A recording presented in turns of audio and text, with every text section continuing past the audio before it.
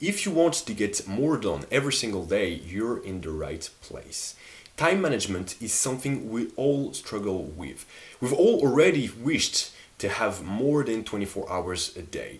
So over the course of the past years, I've tested a bunch of methods to optimize my time, and I'm about to give you the 4 fundamental rules, the ones that work the most to manage your time more effectively. I guarantee if you apply those 4 rules, you'll drastically change the way you organize your time for the better. So let's get straight into it.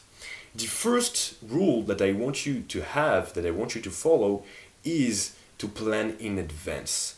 Each night, I want you to write down 3 to 5 goals, 3 to 5 tasks that you want to do the next day. If you do it 2 nights in advance, a week in advance, whatever, just do it in advance. That's very important. And I want you to write those tasks on a piece of paper or on your smartphone. This way you don't forget them. If you have the same profile as me, if you're a student and you want to have good grades at the university, and you're taking your health pretty seriously, so you go to the gym often, you're exercising a lot or doing any sports, in that case, your goals could be going to the gym. I'm gonna do my leg workouts tomorrow. It could also be, well, I'm gonna do my homework, I'm gonna study for the university, and I'm gonna do my meal prep for the next days. Plus, if you're extra busy, if you have a side hustle, a job, work, or you're launching your business and you need to do something about it, like for example, you need to launch your website for your online business, or you need to prepare something for your job, you can add another task, all right?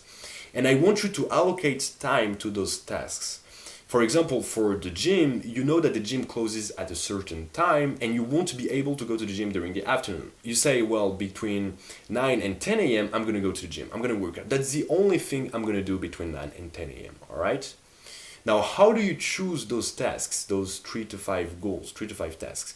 Well, you're going to take the one that matters the most, obviously, but more precisely, and it brings me to the next rule, you're going to prioritize tasks according to the Eisenhower Matrix. Because just saying, well, you're gonna do what's most important, it's too obvious, it's not precise, alright? The Eisenhower Matrix categorizes tasks as urgent important, important but not urgent, urgent but not important, and neither.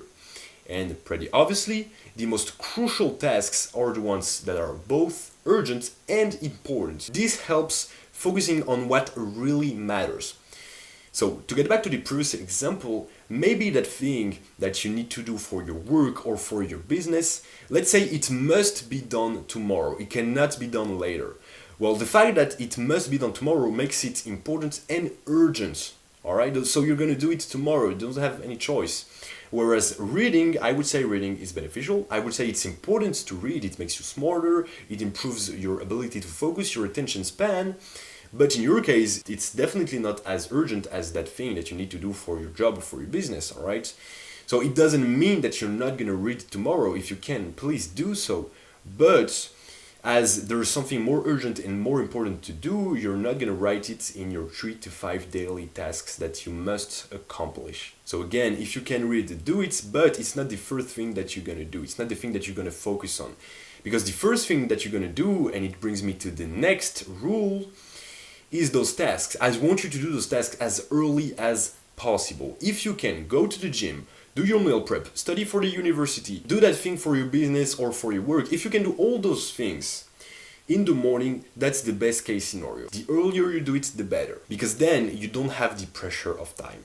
And the pressure of time is something that I would say ruins our life. And you may think, well, this guy is going too far.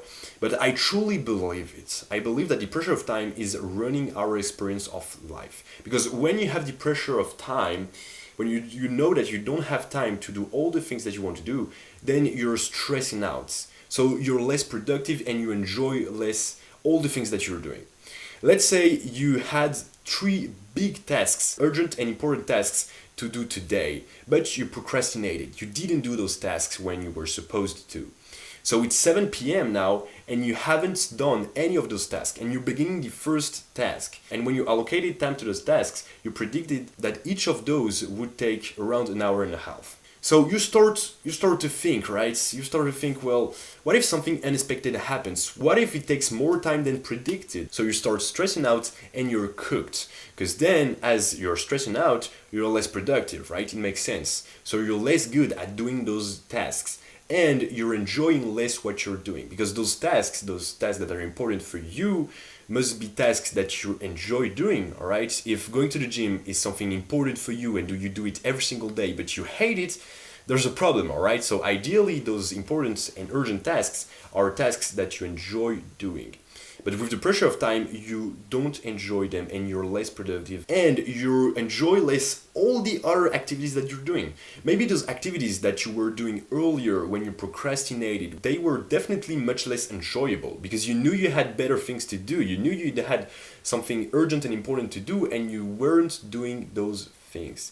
So you enjoy less those other activities. So because of the pressure of time, you're less productive, you enjoy less your work, and you enjoy less your life in general. So to avoid the pressure of time, to avoid stressing out, do those tasks as early as possible. And the last but not least, the last rule that I want you to follow is reject nonsense micro activities. And by nonsense micro activities, I mean the activities that take no effort and that you're doing consistently when you're working and when you're studying and they distract you, all right? For example, scrolling on TikTok. I take this example because it's the most common one. So it takes no effort to scroll on TikTok, right? You just have to take your phone. You only have to click on TikTok and you don't choose what you're gonna watch, all right? The algorithm has already decided for you. So in just 5 seconds, you're already on TikTok watching content and distracting your mind. That's a nonsense micro activity. You do it unconsciously, it takes only 5 seconds,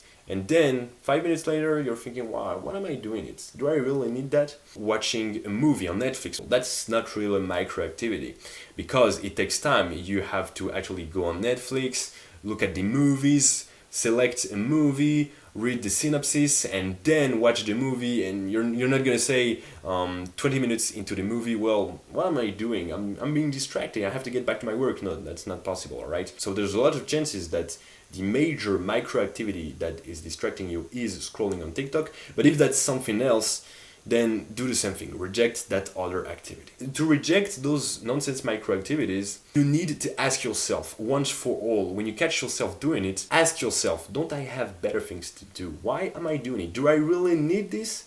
The answer is no, right? Because I can tell you, if you don't watch reels, your life will be better. At least it won't be worse. So to recap, and yes, I had to move a little because there's sun coming through the window. To recap, the 4 rules are: plan in advance 3 to 5 goals, 3 to 5 tasks for the day. Prioritize the urgent and important tasks, those are the ones that matter the most. Then do them as early as possible and reject the nonsense micro activities like scrolling on TikTok. If you apply all those 4 rules, I guarantee that your time management will be a lot better. Now, if you enjoyed the video, you can leave a like, subscribe to my channel as well, click the bell button, and I see you next time.